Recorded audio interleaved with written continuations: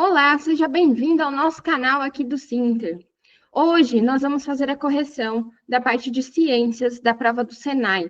Senai de aprendizagem industrial por empresas, tá? O processo seletivo que foi para iniciar então no primeiro semestre de 2025 foi feito agora em 2024 e hoje vamos fazer juntos a correção da parte de ciências. Eu sou a professora Cristiane e vou estar com você aqui nessa jornada da correção da prova da parte de ciências. E vamos lá, então. Exercício 41, ciências inicia aí a partir do exercício 41, são um total de 60 questões, tá? Primeiro exercício, exercício 41. Vamos lá, uma dica, já começo aqui com uma dica maravilhosa de cursinho para você, tá? Dica de cursinho. Primeiro, vamos ver a pergunta. Por quê? Geralmente, você vai ver que tem vários textos aí no enunciado, certo? E é muito importante, então, a gente dá uma olhada no que está pedindo, na pergunta da minha questão, porque aí, quando eu for ler o texto, já estou direcionado para o que eu preciso, tá? Então, vamos primeiro encontrar a minha pergunta. E geralmente ela fica mais para o final da questão. Onde está aqui? De acordo com o texto, em comparação com a atmosfera primitiva, a atmosfera atual, alguma coisa. Então, vamos dar uma olhada no texto para ver quais características que ele me fala da atmosfera primitiva, ou da atual, se ele me fala alguma característica da atmosfera. Vamos lá.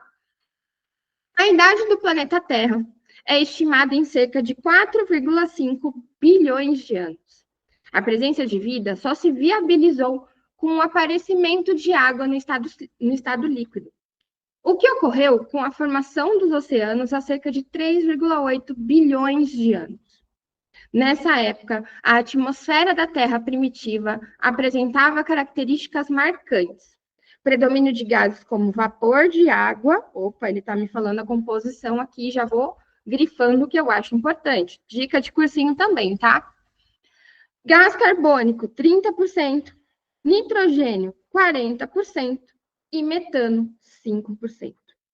Beleza, então ele me deu no texto a composição de gases na atmosfera primitiva. E aí, o que ele está me perguntando é, em comparação com a atmosfera primitiva, a atmosfera atual. Vamos analisar aí nossas alternativas, tá? Contém maior quantidade de vapor de água. Maior parte do vapor de água que tinha, esses 25%, eles condensaram, né, e formaram os oceanos. Então, na atmosfera atual, eu não tenho uma maior quantidade de vapor de água. Não pode ser letra A. B. Mantém os mesmos gases, alterando apenas suas porcentagens.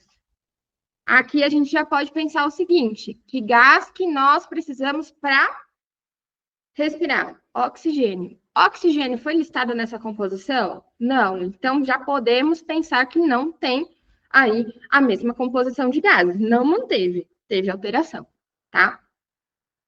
C. Apresenta igual quantidade de nitrogênio, né, de gás nitrogênio, porque ele é um gás inerte. Ele até chega a ter a questão de inerte, mas em quantidades mudou bastante, tá? Tivemos alteração de quantidade, então também não tem como ser letra C.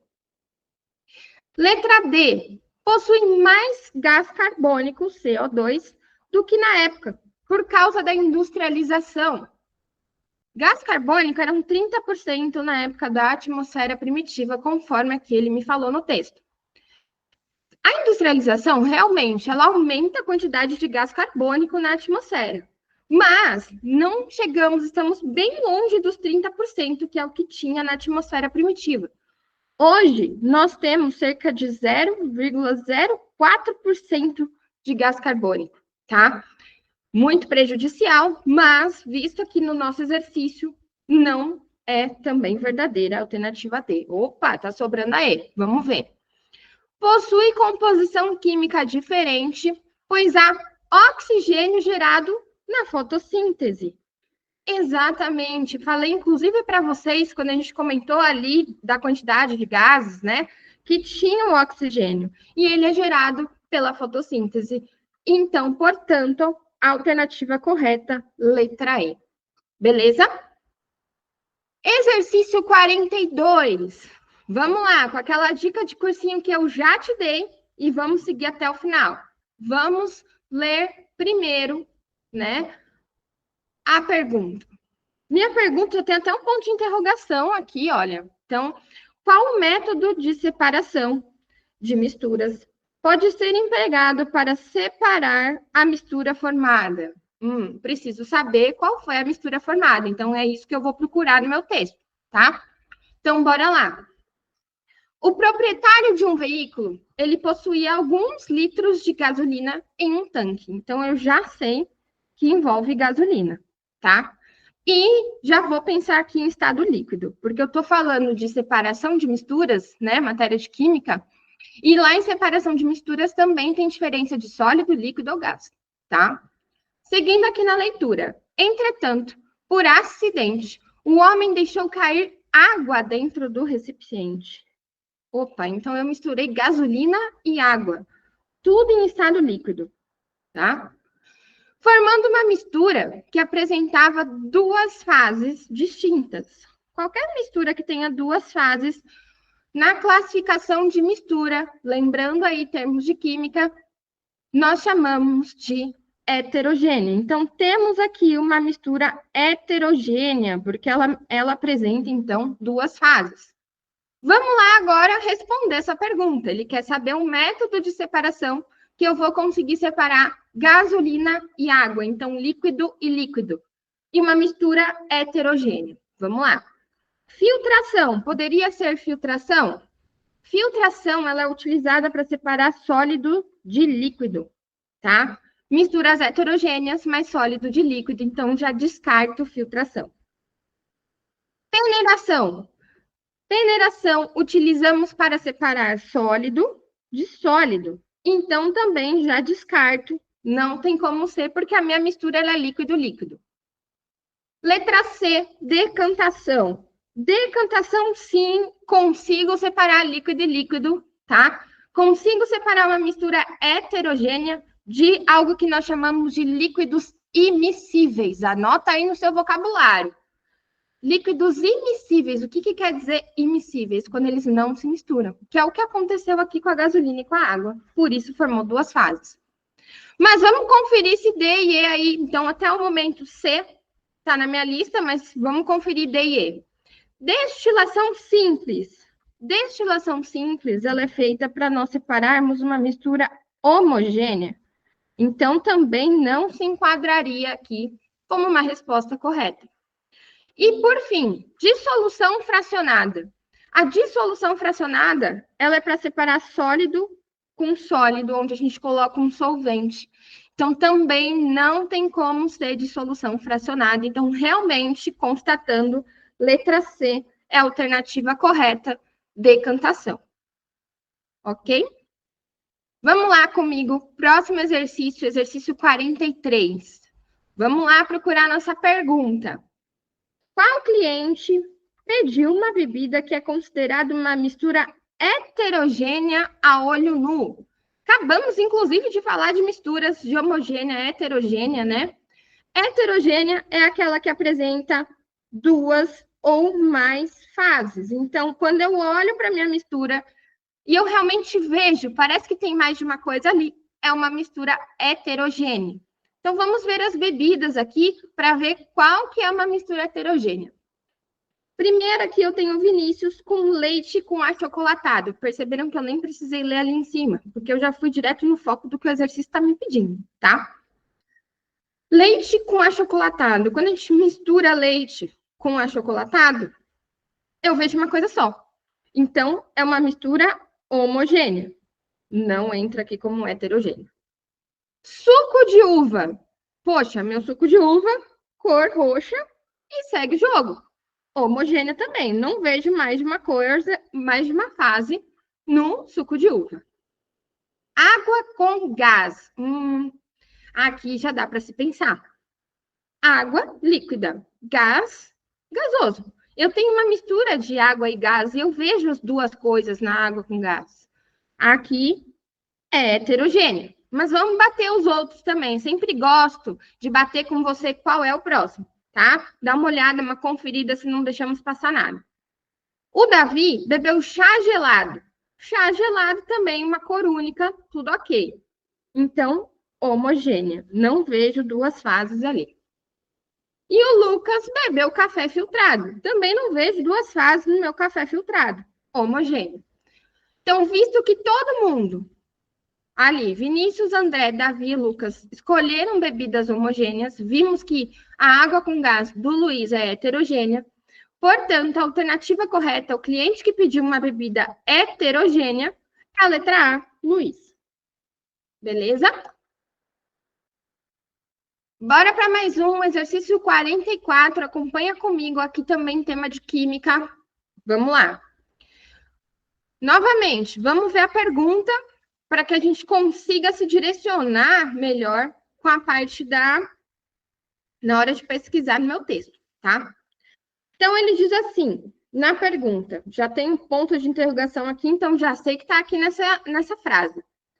Qual evidência de reação química pode ser observada no processo descrito? Tá. Eu preciso saber, então, qual é a evidência de reação química aqui. Tem uma reação química sendo apresentada e o texto, muito provavelmente, vai me falar sobre ela. Vamos ler aí, ver se a gente pega alguma informação que seja importante para nós, tá? O carbonato de cálcio é um mineral usado na produção de gesso e estruturas de construção civil, podendo ser extraído da natureza ou produzido pelas indústrias químicas. Nestas, esse mineral é obtido através da reação entre uma solução de carbonato de sódio, então a reação tem a solução de carbonato de sódio, já vou até grifar aqui, que acho importante, e uma solução de cloreto de cálcio. Opa, solução de cloreto de cálcio. Gerando carbonato de cálcio, que é insolúvel em água, então aqui não vou poder ter uma solução, tá? Aqui, se ele é insolúvel em água, não está em estado líquido. E aí, com essas informações, vamos observar aqui a nossa reação química. O carbonato de sódio está aqui, aquoso, tá? Líquido. Eu tenho o cloreto de cálcio também aqui, aquoso, né? Porque ele falou solução, então quer dizer que ele está líquido. O meu carbonato de cálcio aqui, ó, tá como sólido. E, por fim, eu tenho aqui o cloreto de sódio aquoso. Então, vistas essas informações, vamos ver aqui nossas alternativas para ver qual se enquadra na evidência de uma reação química aqui da informação. Letra A diz que tem liberação de ácidos. Lembrando aqui de classificação de compostos inorgânicos, para ser ácido, ele tem que ter um H na frente e depois, qualquer elemento químico depois. Não temos.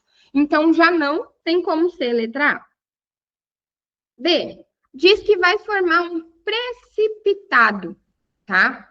O que seria esse precipitado que ele está falando? Ele está me indicando que eu vou ter algo sólido nos meus produtos. E se eu olhar na minha reação, olha aqui, ó.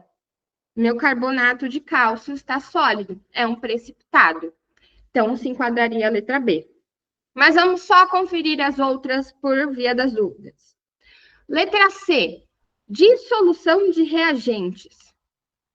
Se a gente olhar, os reagentes são os que estão antes da seta na minha reação, certo? Os dois estão dissolvidos, sim. Mas isso não me evidencia a reação química, até porque eles estão antes, tá? Eu preciso saber o que aconteceu depois para poder evidenciar a reação química. Então, também não tem como letra C ser a resposta correta. D de dado. Desprendimento de vapor. Vapor está em estado gasoso.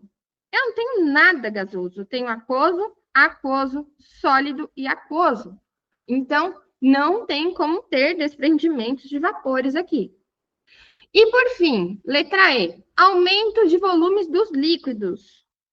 Não tem relação aumento de volume de líquido com essa informação do que a gente está vendo. Isso não evidencia a reação química, tá? Então, também não tem como ser letra E. Por fim, realmente, então, letra B de bola, tá? Letra B aí, então, a correta da 44. Beleza? Questão 45. Então, vamos lá de novo, procurar aqui a minha pergunta, para eu olhar meu texto. Viram que tem um textão aí, né? Para eu já ir direcionado no meu texto. A pergunta geralmente está para o finalzinho, e se nós olharmos aqui, tenho aqui a última frase. A proibição desse procedimento estético se deve ao aparecimento de problemas de saúde relacionados a. Então, ele está me falando que teve a proibição de um procedimento por conta de problemas de saúde. Vamos entender no texto, então, qual é esse procedimento, tá? Vamos ler o texto. Durante muito tempo, um procedimento comum nos centros de estética era o uso de câmaras de bronzeamento artificial. Então, o uso de câmaras de bronzeamento artificial é o meu procedimento estético, tá? Seguindo a leitura aqui, as quais simulavam os efeitos bronzeadores da luz por meio da exposição do paciente à radiação do tipo UVA e UVB. Então, o uso de câmera de bronzeamento artificial fazia com que o paciente ficasse exposto à radiação do tipo UVA e UVB. No entanto, em 2009, os sistemas de bronzeamento artificial que utilizavam esse tipo de reação foram proibidos em todo o Brasil, dado que, após anos de pesquisa, ficou constatado que esse tipo de procedimento trazia uma série de malefícios para as pessoas que utilizavam. Então, o tipo de procedimento utilizando UVA e UVB foi proibido por trazer malefícios. Então, agora sim, temos a informação. Foi proibido o procedimento de bronzeamento com UVA e UVB por causar problemas de saúde. Relacionados ao que esses problemas de saúde? Vamos ver as alternativas. Danos físicos na estrutura óssea, que eram causados pela intensidade dos raios. Gente, osso. Não tinha danos. O UVB, o UVA não tem comprovação de que causam danos aos ossos. Então, já descarto letra A. Alterações neurológicas que eram causadas pela absorção dos raios ultravioletas, é o que diz a letra B. Alteração neurológica. Não existe evidências de que o UVA e o UVB causaram alterações neurológicas. Já tiro da minha frente também.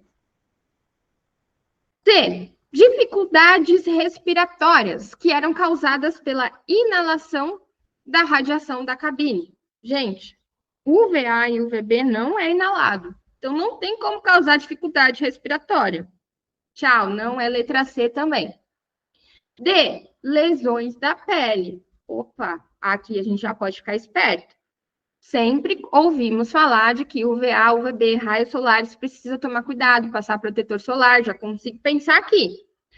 Que eram causadas pela exposição prolongada aos raios ultravioletas. Sim, letra D de dado está bem promissora, mas vamos conferir a letra E aqui. Mudanças no sono que eram causadas pela interação direta da radiação com os olhos. Mudanças no sono, interação da radiação com os olhos. Não, também não tem evidência de que o UVA e o UVB, cientificamente falando, tem a interação aí com mudança de sono. Então, também não é. Portanto, realmente, letra D de dado é a correta do exercício 45. Beleza? Bora lá! Exercício 46. Também um exercício promissor com textos aqui. Vamos procurar nessa pergunta, ver o que ele está perguntando para nos direcionarmos aqui no texto. Então, ele pergunta aqui, já achei minha interrogação. Então, vamos ver o que ele fala nessa frase de pergunta. Um participante desse teste terá quais órgãos distendidos em decorrência do protocolo do experimento? Órgãos distendidos. Então, tenho que pesquisar órgãos que possam ser distendidos. O que é distendido? Distendido é quando ele é esticado, quando ele sofre dilatação, quando ele é dilatado, tá? Ou esticado, ele aumenta o seu tamanho. Tá, mas ele está falando de um protocolo. Eu preciso entender o protocolo até para poder riscar o órgão certo. Então, vamos ler o texto agora, procurando esse protocolo, entendendo esse protocolo.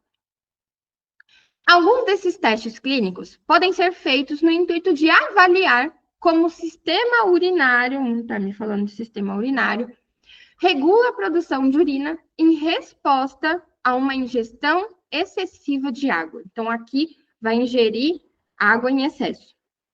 Normalmente, os participantes são instruídos a consumir uma quantidade substancial de água em curto período, tá? Muita água em pequeno período. A quantidade pode variar, mas é geralmente de aproximadamente 1 a 2 litros de água, dependendo do protocolo.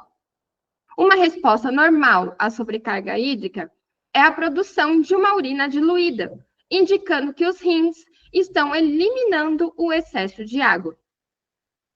Então, o protocolo que ele está falando aqui é tomar água em excesso num curto período de tempo de 1 a 2 litros de água. Então, agora, sabendo do protocolo, vamos ver qual órgão da nossa lista pode ser dilatado, pode ser distendido. Letra A diz que são os rins. Os rins, eles fazem a filtragem do sangue. Vai ser responsável por filtrar. Então, não tem nada que faça com que ele dilate. Não tem como ser os rins, ele só vai estar fazendo a filtração. A bexiga. Bom, a bexiga é onde é armazenado o xixi. E se eu aumentar a quantidade, sim, ela pode dilatar. Promissora aqui, letra B de bola. Vamos confirmar as outras. A uretra. Uretra é simplesmente o canal, um dos canais ali do sistema urinário, por onde vai passar o líquido. Não tem relação com dilatação, com ficar distendida. Então, não tem como. Pulmões. Não, vamos combinar. Pulmão. O que o pulmão tem a ver aqui no sistema urinário, gente? Pulmão, respiração. Não vai estar a ver com essa questão de sobrecarga hídrica, tá? Então, não tem como. E letra E, vesícula biliar, tá? Onde armazena a bile. Sistema digestório, também outro sistema, nada a ver com o sistema urinário. Não tem como, já tiro da minha frente. Por fim, resposta correta. Bexiga, letra B, de bola, nossa resposta correta. Beleza? Bora lá. Deixa eu apagar para voltar, né? Exercício 47. Vamos de novo, tem textão aqui, então vamos procurar a informação que ele está me pedindo primeiro. Aqui nessa frase, eu vou ter o que ele está me pedindo. Então, ele fala assim: a transição de estado físico descrita. Então, já sei que ele está querendo relacionar a transição de estado físico descrita. E a diferença de organização da água a menos 80 graus Celsius e no estado gasoso. Então, ele quer a diferença dela a menos 80 graus Celsius e no estado gasoso, tá? São, respectivamente, a. Bom, eu vou ter que ver o texto, não tem jeito, para entender essa raio dessa transição de estado físico, certo? Então, vamos ler juntos o texto, entender o que ele está falando, e aí a gente vai para as alternativas. A liofilização é uma técnica industrial, então já vi que ele está falando de liofilização, vou grifar aqui. Que uma dica também de cursinho, eu sempre dou essa dica nas minhas aulas, tá? Quem é aluno meu já sabe. Grifa. Achou uma informação que você acha importante, grifa. Porque depois você volta nela, diretamente nela. E se você já sabe o que você está procurando, vai direto ali grifando para voltar direto nisso, tá? Então, a liofilização é uma técnica industrial utilizada para retirar a água de produtos, geralmente alimentícios ou farmacêuticos, por meio de diferentes etapas. Inicialmente, então, no início, o que vai acontecer? A amostra que se deseja liofilizar é mantida a temperaturas muito baixas, como menos 80 graus Celsius. Então, a amostra vai primeiro por uma temperatura muito baixa. Se eu pensar aqui, então, a minha amostra a menos 80 graus Celsius, ela vai estar em estado sólido, tá? Vou colocar um S aqui de sólido. Melhor, vou colocar aqui embaixo. Então, a menos 80 graus Celsius, ela vai estar em estado sólido. Já anoto aqui também a informação, tá? Seguindo a leitura. E depois, toda a água presente no produto é transformada diretamente com o estado gasoso, para o estado gasoso, tá? Ou seja, eu tinha água a menos 80 graus Celsius no estado sólido, e ela vai do sólido direto para o gás. Informação importante aqui, ela passa do estado sólido diretamente para o estado gasoso. Então, ela não vai naquela sequência, sólido, líquido e gasoso. Ela pula, ela vai do sólido direto para gás. Informação importante aqui para o que a gente está querendo saber, tá? Terminando a leitura.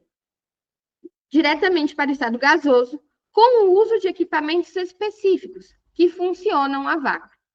O resultado final é um produto totalmente desidratado que não passou por aquecimento, conservando suas características. Então, já sei que ele quer saber a transição do estado físico descrita na minha pergunta. A descrição é de sólido para gasoso. Qual é a mudança, qual o nome da mudança de estado físico de sólido para gasoso? Aqui, sublimação. Então, eu já sei que essa transição eu tenho que procurar por sublimação. Se eu procurar por sublimação, pensei nisso daqui, eu já excluo algumas alternativas. Ó. Alternativa A está falando evaporação. Evaporação é quando está passando de líquido para gás. Já não tem como ser, já tiro aqui da minha frente. A letra D fala da fusão. Fusão também não é de sólido para líquido. Opa, tá errado aqui. Não se enquadra. A letra E fala evaporação. Evaporação é quando vai de líquido para gás. Também não se enquadra nessa situação. Me sobrou letra B e letra C, que ambas estão com a transição de estado físico correta. Vamos ver, então, a segunda informação que ele quer saber. A diferença de organização da água a menos 80 graus Celsius, então, quando ela está em estado sólido, e no estado gasoso. Vamos ver o que ele fala aqui. Na letra B, ele diz o seguinte: sublimação, sendo que a água a menos 80 graus Celsius possui moléculas mais próximas que no estado gasoso. Está correto. Uma substância no estado sólido, as moléculas estão bem juntinhas. Já no gasoso, eu até brinco com os meus alunos e falo que é como se fosse na Frozen. Livre estou, tá? Por aí, tá? Então, mais próximas, está correto. Mas vamos ver a C também, só para confirmar. A C diz o seguinte: sublimação, sendo que a água a menos 80 graus Celsius apresenta a forma menos definida que no estado gasoso. Forma menos definida que no gás. Não, gente, no sólido, além de estar muito próxima, muito juntinha, elas são bem definidas. O gás que é livre estou, tá? Então, não tem como ser a letra C. Portanto, exercício 47, correta a letra B de bola. Beleza? Exercício 48. No exercício 48 tem uma listinha aí, vamos dar uma olhada, parece ser de química, né? Vamos dar uma olhada na pergunta. Ele pergunta o seguinte: em qual amostra foi identificada uma substância molecular? Então, ele quer que eu ache uma substância molecular. Mas o que é substância molecular? Substância molecular é aquela em que foi formada numa ligação entre os átomos e uma ligação que seja covalente, aquela ligação em que os átomos compartilham elétrons, tá?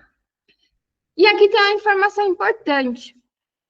Na verdade, antes dessa informação, vamos dar uma lida nas informações que eu tenho aqui e ver o que eu consigo visualizar aí de ligação covalente, tá? Vamos lá. Eu tenho as listas, eu posso já ir direto para essas amostras, não preciso ler o texto ali em cima, posso ir direto que eu já tenho a amostra 1, 2, 3, 4, 5. Na amostra 1 temos carbonato de cálcio, amostra 2, fosfato de zinco, 3, dióxido de carbono, 4, sulfato de magnésio e 5, nitrato de sódio. Que informação que eu posso observar aqui para saber se esses esses compostos tiveram uma ligação covalente ou foi outro tipo de ligação? Seguinte, na ligação covalente, eu sempre vou ter ligação entre átomos que não sejam metais. Então, são ligação entre dois átomos não metais, tá? Então, eu não posso ter metal como um composto aqui, fazendo parte do composto, se ele for uma ligação covalente. Se tiver metal, aí quer dizer que ele fez aquela outra ligação, que é a ligação iônica, em que um ganha e outro perde elétrons, tá? Então, até já relembrando, ligação iônica, ela sempre vai ser feita entre um metal e um não metal. Então, se tiver metal, já é outro caso, tá? Vamos voltar a ver esses compostos aqui. Carbonato de cálcio. Cálcio é um metal. Então, não se enquadra numa ligação covalente. Por quê? Ligação covalente não vai poder ter metal, tá? Então, próxima substância, fosfato de zinco. Zinco, galera, também é um metal. De novo, não posso ter metal numa ligação covalente. Sai da minha ideia aqui também. 3, dióxido de carbono, que é o famoso CO2 que você conhece. Dióxido de carbono não tem metal. Promissora aqui, então, a letra 3, mas vamos confirmar as outras, tá? Letra não, né? Promissora aqui o número 3, mas vamos confirmar as outras.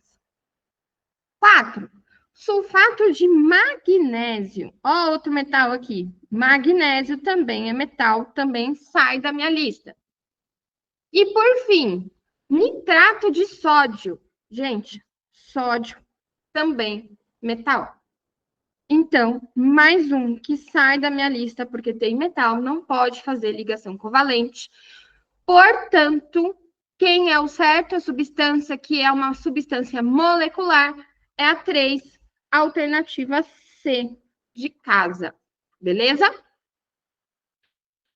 Exercício 49. Bora lá.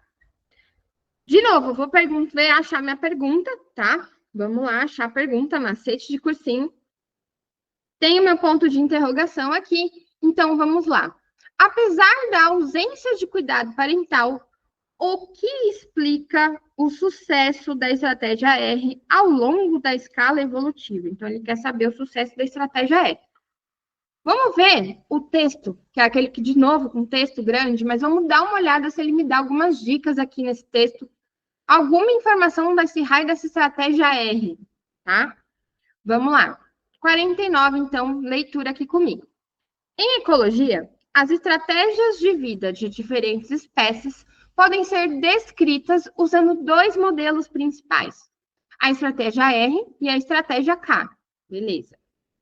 A estratégia R refere-se a organismos que produzem um grande número de descendentes. Já até anota aqui essa informação.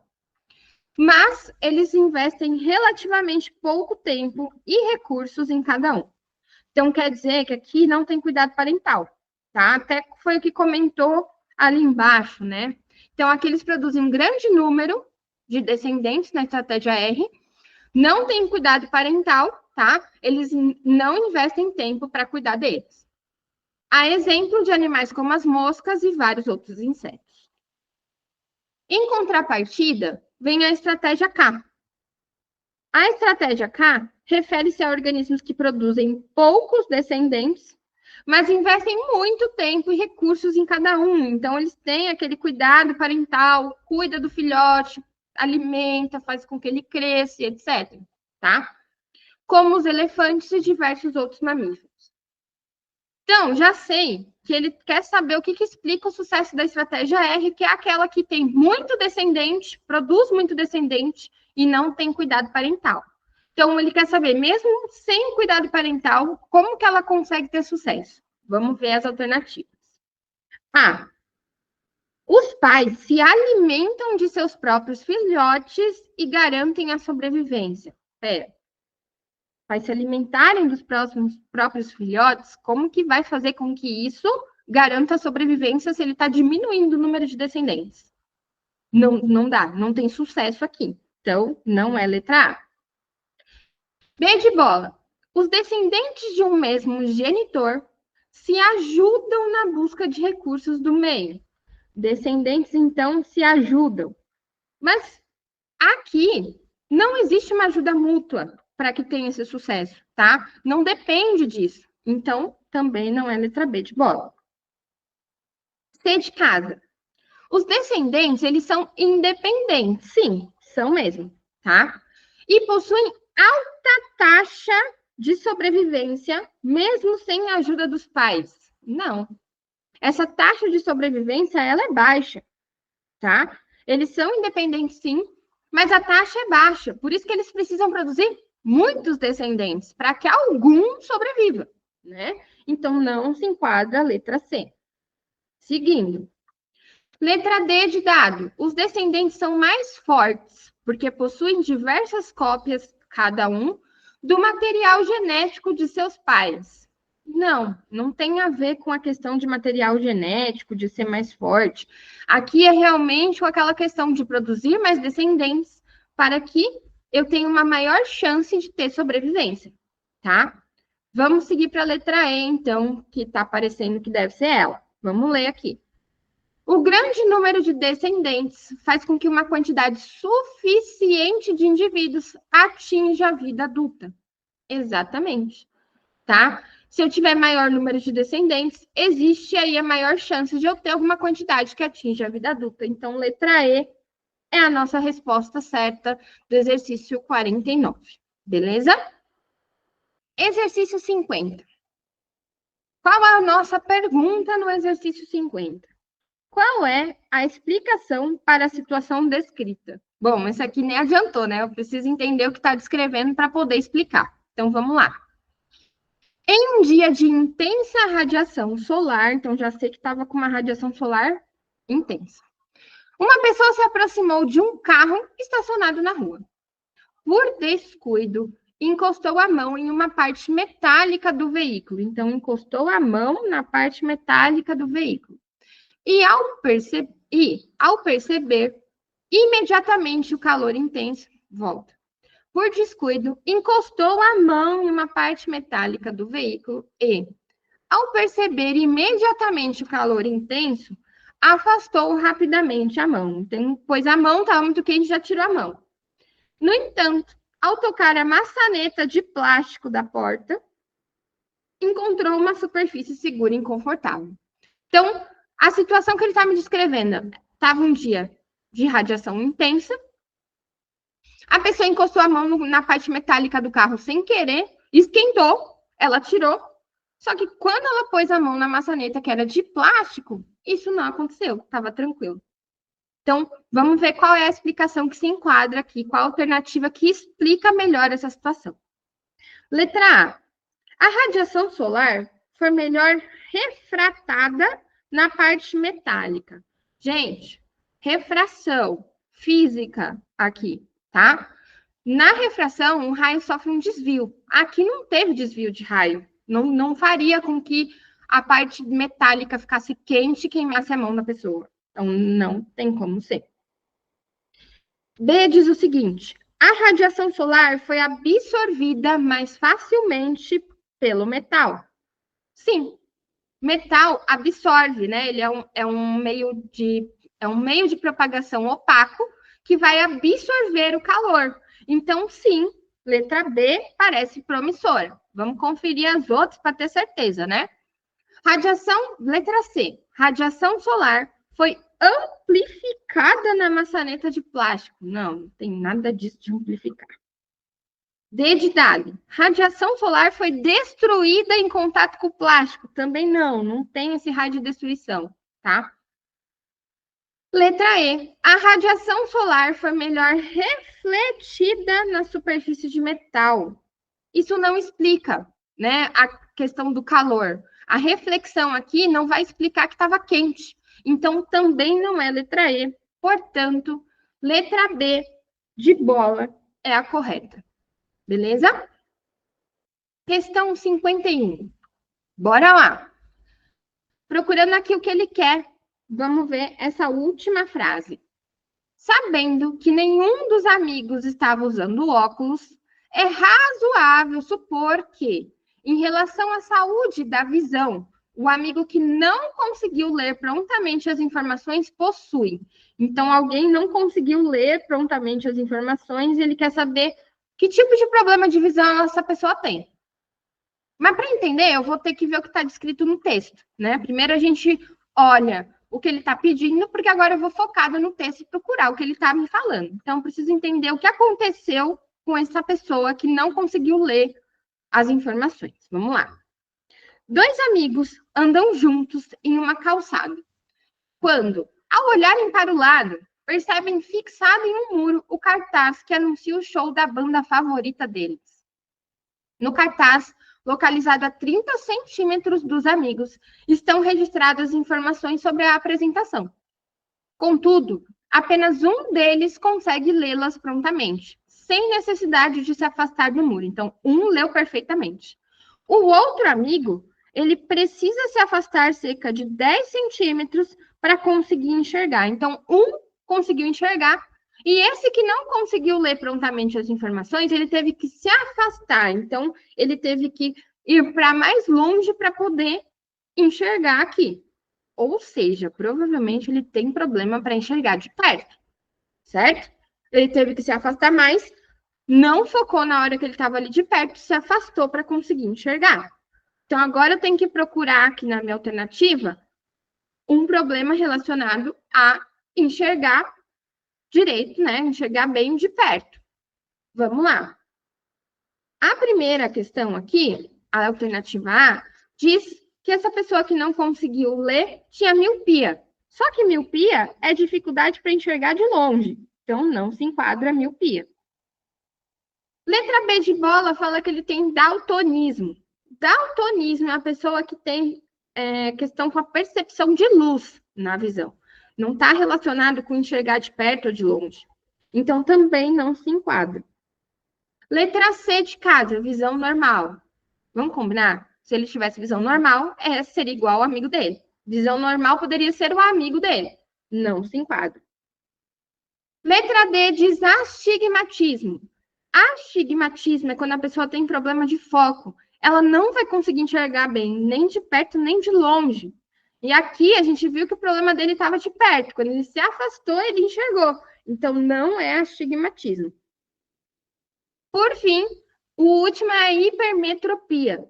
Hipermetropia é quando a pessoa tem problema, tem dificuldade para enxergar de perto. Então, letra E é a nossa resposta correta nessa alternativa E, exercício 51. Beleza?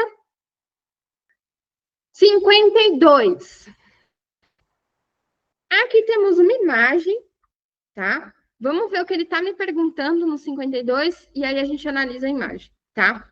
No 52, ele diz o seguinte: a espessura da parede dessas estruturas, tal qual se observa na imagem, é importante para permitir água. Então, vamos lá, vamos ver quem são essas estruturas. Aqui na imagem, ele está me apontando a arteríola e a vênula. São vasos condutores, né? Os maiores são artéria e veia, né? Aqui são artérias e veias menores, vasos condutores um pouco menores, por isso arteríola e vênula. Por isso, já sei aqui, analisando a imagem, que ele está falando algo relacionado com o sistema circulatório, tá? Vamos ver as alternativas para ver a espessura desses vasos condutores, para que elas são importantes, tá? A letra A diz que essa espessura é importante para resistência a altas pressões sanguíneas. Pressão sanguínea eu vou ter em vasos maiores, como a artéria e a veia. Então, não tem como ser letra A. B de bola. É importante para contração muscular involuntária. Pensa comigo você aí. Contração muscular, sistema muscular. Não tem a ver com artéria, veia, sistema circulatório. Não é letra B de bola. C. Captação de estímulos externos. Gente, estímulos está relacionado com nervos, Sistema nervoso. Também não tem como ser letra C. D. Passagem de compostos. Promissor. No sistema circulatório, função transporte dos nutrientes. Então, vai passar compostos e a espessura da parede pode estar relacionada com essa passagem de compostos. Vamos ver a E, para ter certeza. A letra E diz que está relacionado com a viscosidade sanguínea. A viscosidade é uma característica do sangue. E a espessura dessa parede não vai interferir se ela é mais viscosa ou não, tá? Então, não é letra E.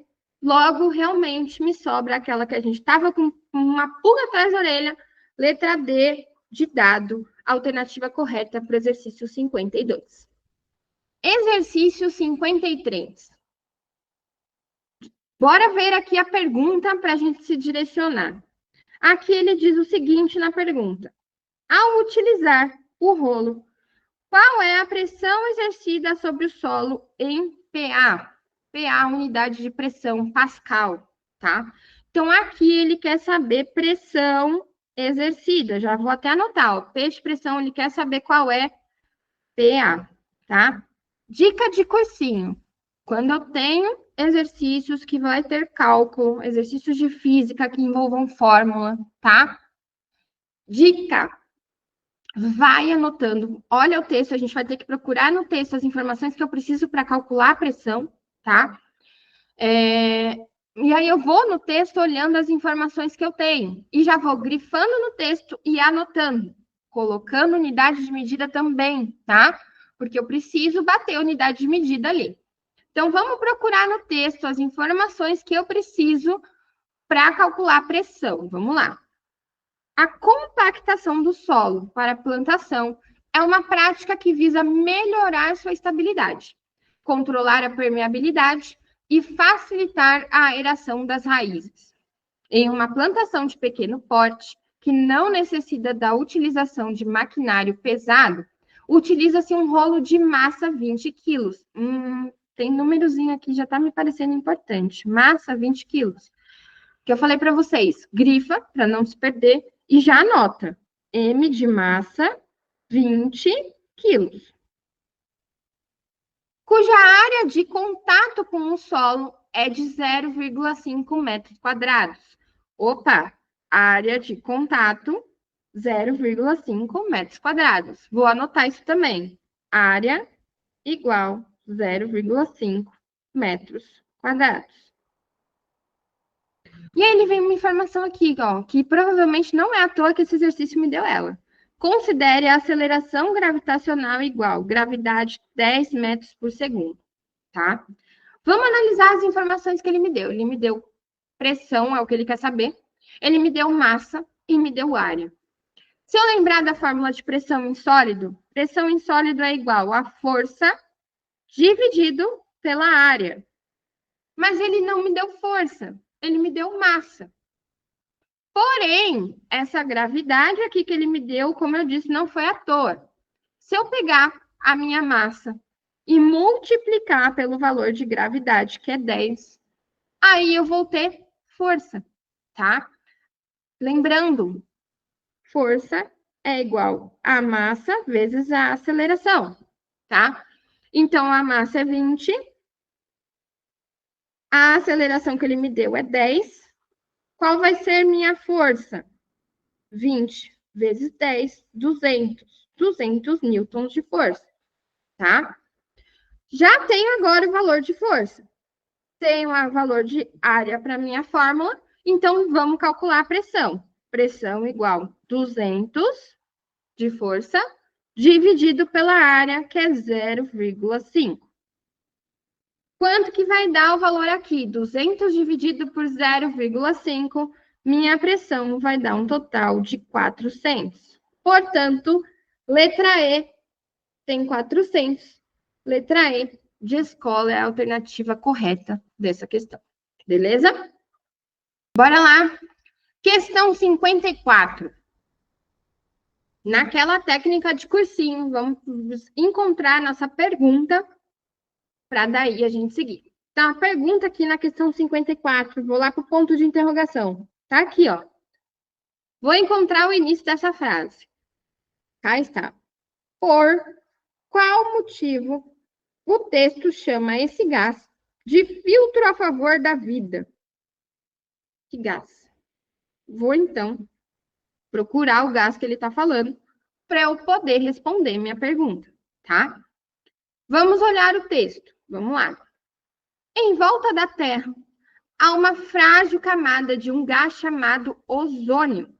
Já tenho aqui meu gás chamado ozônio. Vamos continuar para ver se tem mais alguma informação aqui no texto, tá?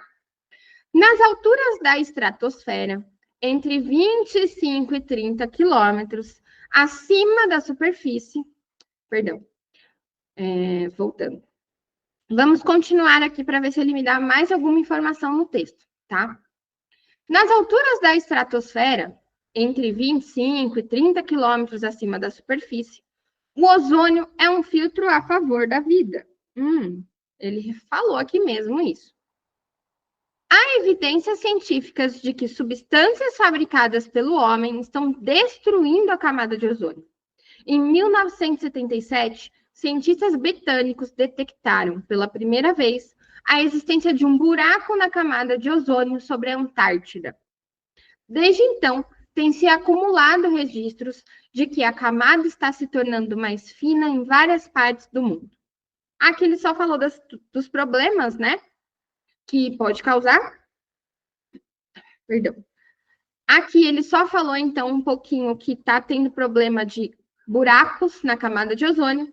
E agora vamos para as alternativas e o motivo, né, que o texto chama esse gás de filtro a favor da vida. Já sei que ele está falando agora do gás ozônio, o O3, tá? A alternativa A diz o seguinte, porque ele retém radiação solar nociva aos seres humanos. Ou seja, nociva quer dizer que é uma radiação que faz mal para nós.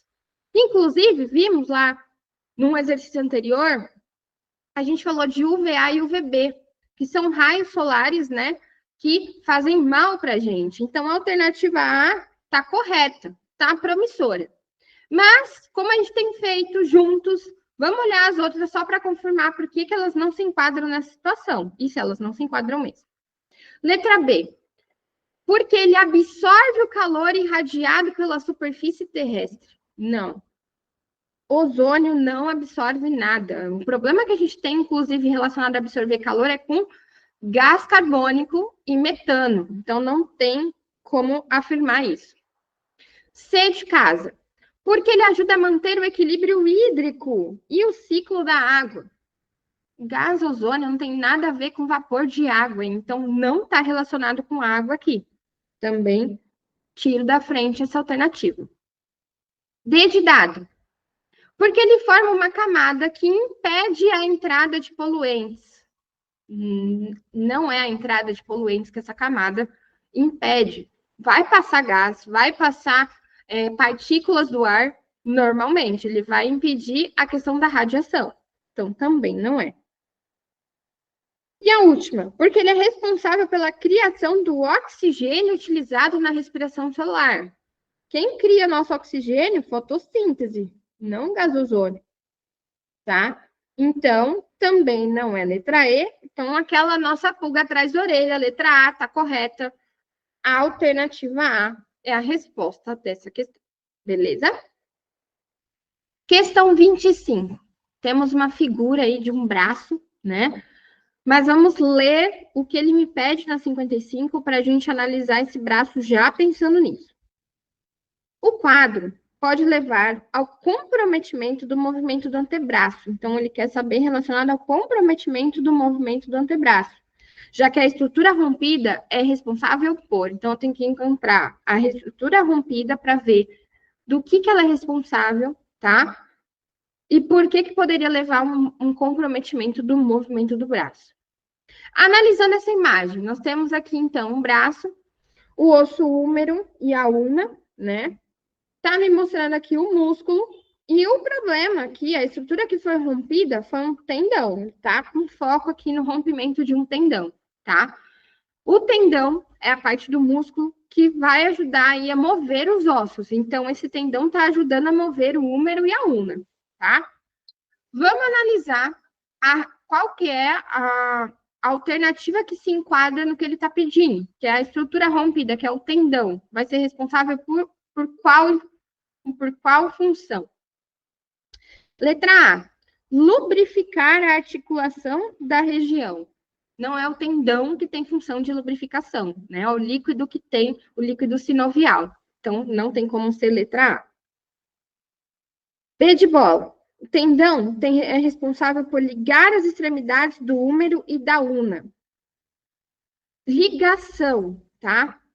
Não é bem a ligação, é a questão de o tendão está relacionado com o movimento desses ossos. A ligação, quem faz, são articulações e ligamentos. O tendão está ali para que esses ossos consigam se movimentar. Então, não é letra B de bola. C. Alongar os ossos para a distensão dos membros. Gente, não tem como eu alongar ossos. Eu tenho como movimentar, não alongar. Então, também já tiro a C de escanteio. D de dado. Movimentar a una a partir da contração muscular. Que eu tenho falado desde que a gente começou a analisar né? Tendão é responsável pelo movimento. Então, letra D, sim, promissora, só vamos confirmar a letra E aqui. Letra E, transmitir impulsos nervosos do cérebro ao músculo. Gente, impulsos nervosos, quem faz são os nervos. Então, não tem como ser letra E também. Portanto, letra D de dado é a alternativa correta dessa questão 55. Beleza? Questão 56. Seguindo o nosso macete de cursinho, vamos lá ver o que ele está me perguntando, tá? Na 56, ele diz o seguinte: a recomendação para evitar contato com objetos metálicos ocorre porque o metal. Então, no texto, o texto está relacionado ao 56, e no texto tem uma recomendação para evitar contato com objeto metálico. E na alternativa, eu tenho que assinalar o porquê. Mas, vamos dar uma olhada no texto para entender o que relacionado a evitar contato ele está dizendo, tá? Então, vamos conferir o texto. Bombeiros dão dicas de como se prevenir de raios durante a tempestade. Em uma tempestade de raios, existe uma intensa atividade elétrica no interior das nuvens, com um grande desenvolvimento vertical. Por isso, evite veículos sem capota como tratores, motocicletas ou bicicletas. Antes de saltar de um veículo, verifique se há algum cabo de fio elétrico solto próximo ao veículo. Então, tudo ele está falando de questão de eletricidade, tá? E evite o contato com qualquer objeto metálico próximo ao veículo. Então, ele está falando do foco aqui do texto é relacionado a raios e eletricidade. E aí a pergunta é, a recomendação para evitar o contato com objetos metálicos ocorre porque o metal. Letra A, metal é isolante elétrico? Pelo contrário, excelente condutor elétrico. Já tiro letra A de escanteio. B de bola, possui alta resistência elétrica? Se ele tivesse resistência à eletricidade, não seria um condutor.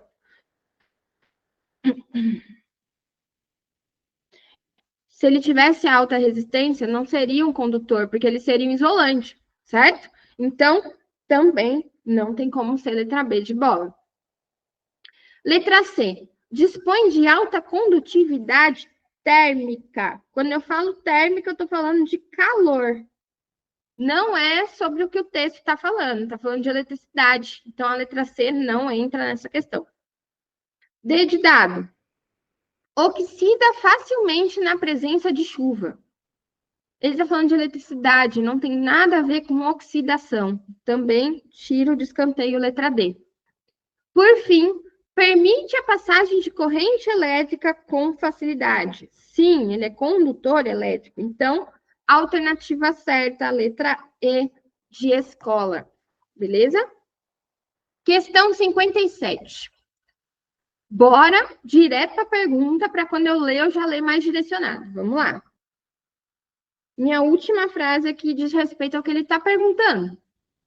Para deixar o pH do molho próximo à neutralidade com a maior eficiência, o cozinheiro poderá adicionar ao molho uma Então, ele quer neutralizar um molho, certo? E aí, ele vai adicionar alguma coisa para neutralizar o molho. Mas vamos dar uma olhada no texto, ver se ele fala para a gente qual que era o pH, até para a gente ter uma ideia, tá? Então, vamos lá, o texto da 57. Ao experimentar um molho de tomates, um cozinheiro notou que ele estava com um sabor elevadamente ácido. Para comprovar essa acidez, o cozinheiro utilizou um papel indicador que confirmou a acidez do molho, obtendo que o pH deste era 3,8. Então, o pH estava bem ácido, 3,8. E o exercício quer saber o que ele vai adicionar para neutralizar. Então, eu quero levar esse pH para 7, tá? Neutralizar. Vamos lá. Cenoura, letra A diz que é cenoura que tem pH 6. 6 é pH ácido. Não vai neutralizar se eu adicionar um pH ácido. Não é. B de bola. Colher de chá de açúcar. E aí ele me fala que o pH do açúcar é 5,2. De novo, abaixo de 7, pH ácido. Se eu colocar ácido no ácido, vai continuar ácido. C. Colher de bicarbonato de sódio, que o pH é 9. Então esse pH é alcalino. Esse está interessante para neutralizar, porque é o oposto do ácido. Vamos dar uma olhada nas próximas. D de dado. Pequena quantidade de ketchup, que tem pH 4. pH ácido também. Não tem como. E de escola. Pequena quantidade de vinho doce, que tem pH 4,2. 4,2 mais um pH ácido. Não adianta colocar ácido aqui. Então, realmente, aquela que estava promissora, a letra C, é a resposta correta dessa questão. Beleza?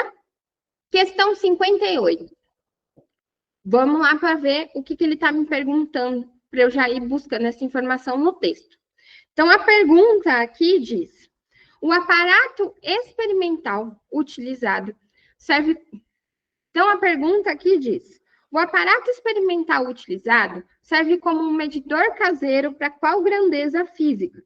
Ele me dá algumas opções, mas eu vou precisar entender melhor esse aparato. Então, vamos ao texto agora já procurando informações que relacionem com grandeza física. Em um dia calmo e sem chuva, um balão de festa foi cortado, de modo que a parte cortada fosse suficiente para cobrir a boca de um pote de vidro. Um canudo foi colocado horizontalmente sobre a bexiga, e ambos foram fixados de maneira firme, deixando uma ponta no centro do balão e a outra ponta direcionada para fora. Uma régua foi utilizada para servir de escala, e a posição inicial do canudo foi marcada no dia da montagem para usar como referência conforme o esquema. Então, ele mostrou aí todo o esquema e que foi marcada a posição do canudo. Finalizando o texto, observou-se que o aparelho mudou sua medição dependendo de fatores como altitude e clima local. Informação importante. Então, a grandeza física que eu estou procurando tem que estar relacionada com altitude e com clima local. Vamos lá para as nossas alternativas. Letra A diz umidade. Aqui, ele em momento nenhum falou algo relacionado com vapor de água, de que tinha água, de que coletou água, então não tem como ser umidade, tá? B de bola. Temperatura. Ele também não descreveu nada sobre medir aquecimento ou resfriamento de alguma coisa. Então, não se enquadra a temperatura. Letra C, luminosidade. Para medir luminosidade, ele teria que ter colocado alguma coisa relacionada, tá? Que fosse fotossensível, sensível à luz. E na descrição que ele deu, não tinha nada sensível à luz. Então, também não é luminosidade. Pressão atmosférica. Pressão atmosférica, ela muda conforme a altitude e também conforme o clima. Parece promissor. Vamos só conferir a letra E. E diz sobre velocidade do vento. Para falar de velocidade, teria que ter movimento. Ele não me falou nada nessa estrutura que está captando o movimento. Então, não tem como ser movimento também. Velocidade do vento também. Então, A alternativa correta é a letra D, de dado pressão atmosférica. Beleza? Questão 59, mais uma vez, vamos lá para a pergunta, para eu poder olhar. Já viram que tem um textinho aí, né? Para eu poder me direcionar nesse texto. Então, a pergunta tem aqui a meu ponto de interrogação. E vamos lá para o início da frase com a pergunta. Qual é a característica sonora destacada no texto e que permite aos animais da costa perceberem o sonar? Então, ele quer saber qual característica destacada no texto permite os animais da costa perceberem o sonar. Então, vamos ver o texto.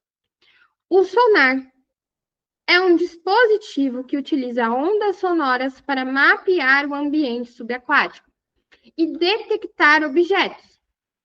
Esse equipamento foi instalado na costa de um continente para monitorar uma região subaquática, operando no infrassom. Interessante isso aqui, infrassom. Especificamente aos 20, a frequência de 20, especificamente aos 20 Hz. Isso me parece interessante, porque ele está falando de som, vamos lá, grifei aqui, vamos seguir. No entanto, ao longo do tempo, seu uso teve impactos diretos na vida marinha da região. Isso resultou no afastamento de algumas espécies da costa para longe de seus habitats naturais. Então, utilizando o sonar com essa frequência de 20 Hz, tá? Ele está me dando aqui 20 Hz, é a frequência do infrassom. Ele acabou afastando os animais do habitat natural, tá? Então, qual que é a característica, o exercício quer saber a característica que foi destacada e que permite que eles acabem percebendo esse sonar. Letra A diz altura. A altura, ela refere-se à frequência do som, tá? E o exercício me cita 20 Hz, frequência. Então, letra A está como uma resposta promissora. Vamos observar as próximas. V, ressonância. Ele em momento nenhum citou informações de ressonância, então eu já retiro aqui. C, intensidade sonora. Ele também não relacionou nada de intensidade aqui no exercício. Ele falou de hertz, que é a frequência. Então, já tiro da frente. D, quantidade de energia. Quando eu falo de som, a quantidade de energia está relacionado com a intensidade sonora. Se eu já descartei intensidade, tchau para a quantidade de energia também. E por último, velocidade de propagação. Velocidade de propagação não é algo que os animais consigam perceber. Então, a letra E também não se enquadra. E a resposta correta é a alternativa A. Beleza? Questão número 60, a última da nossa lista. Vamos lá, que tem uma teia alimentar de imagem, tá? Vamos no próximo slide, temos a pergunta. Vamos ver o que ele está me perguntando aqui, tá? Bora lá. A pergunta é o seguinte: a teia alimentar representada indica que o ou a. Vamos dar uma olhada nessas alternativas para ver o que ele está me pedindo, para ver se eu preciso classificar toda aquela teia, enfim, às vezes dá para ir por exclusão, também é uma dica de cursinho, dá uma olhada nas alternativas, tá? Letra A, gavião pode ser consumidor secundário, ocupando o quarto nível trófico. B, aranha pode ser consumidor primário, ocupando o terceiro nível trófico. Então, está parecendo que ele está querendo saber a posição como consumidor ou produtor e em qual nível trófico eles estão. Vamos ver se todos ele fala isso. Cobra pode ser consumidor quaternário, ocupando o quinto nível trófico. A raposa, consumidor secundário, ocupando o segundo nível trófico. E o herbívoro, consumidor secundário, ocupando o segundo nível trófico. Isso mesmo, ele se baseia nessas duas informações. Mas se a gente der uma olhada aqui, o que vai acontecer? Voltando, só recapitulando uma informação aqui de teia alimentar, tá? Na teia alimentar, a gente tem produtor, consumidor. Produtor sempre vai ser a minha base, então a minha base é de onde as setas saem, que são as plantas. Encontrei minhas plantas aqui. Elas vão ser os produtores, tá? A partir daí, eu tenho consumidores. Consumidor primário, secundário, terciário, depende da posição dele em cada cadeia alimentar dessa teia alimentar aqui, tá? Então, e nível trófico, porque o exercício a gente viu lá que ele também está falando de nível trófico, certo? Nível trófico. O primeiro, se eu tiver o sol é o primeiro, mas nesse caso aqui não está aparecendo sol. Minha base é o produtor. Então, a planta, ela está no primeiro nível trófico. E qualquer consumidor seguinte vai seguir a ordem. Então, se a gente pensar, por exemplo, aqui o inseto herbívoro, ele se alimenta de planta. Ele vai ser um consumidor primário.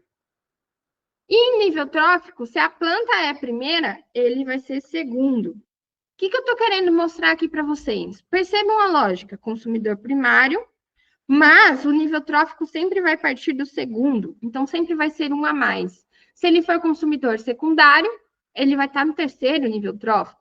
Consumidor quaternário, ele vai estar no... Eu pulei, né? Consumidor...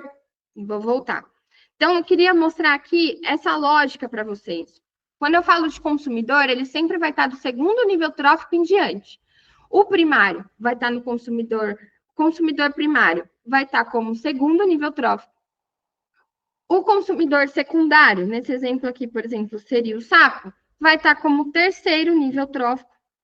E assim por diante, eu vou sempre aumentando um. Consumidor terciário vai estar no quarto nível trófico. E assim por diante. Vamos ver se nas alternativas ele segue essa lógica. Daí eu nem preciso preencher toda essa teia. Não preciso perder tempo vendo essa teia alimentar um por um. Vamos lá. Ele diz que o gavião pode ser consumidor secundário, ocupando o quarto nível trófico. Se ele é secundário, vai aumentar um. Ele estaria no terceiro nível trófico. Então, não tem como ser a letra A. B de bola. Aranha pode ser consumidor primário, ocupando o terceiro nível trófico. Não, aumenta só um se ela fosse primário. Então, se aumenta só um, ela estaria no segundo nível. Também não tem como ser. Letra C. A cobra pode ser um consumidor quaternário, ocupando o quinto nível trófico. Opa, quaternário, quinto nível, faz sentido. Vamos confirmar as outras aqui. Raposa pode ser um consumidor secundário, ocupando o segundo nível trófico. Se ela é um consumidor secundário, não vai ocupar o mesmo nível trófico, porque o primário é o segundo nível trófico. Então, não tem como ser. Por fim, última alternativa. Inseto herbívoro pode ser um consumidor secundário, ocupando o segundo nível trófico. Ocupando o segundo nível trófico. Mesma coisa aqui. Secundário, segundo. Também não tem como ser. Portanto, letra C é a alternativa correta dessa questão. Finalizamos, então, nossa correção. Espero que tenha sido claro para vocês, tenha ajudado vocês nos estudos. Continuem aí se esforçando, estudando, porque a partir disso vocês vão longe, tá? Se você gostou dessa correção, já deixa o seu joinha aí, já curte o nosso vídeo, tá? Comenta, deixa o comentário aqui do que você achou. Compartilha com aquela pessoa que você sabe que também está estudando provas do Senai para prestar, tá? E não deixa de ativar o sininho, porque aqui no nosso canal sempre tem informações de vestibulinho. ETEC, Senai, FSP, então já ativa esse sininho aí para não perder nenhuma novidade, tá? Muito obrigada e até a próxima.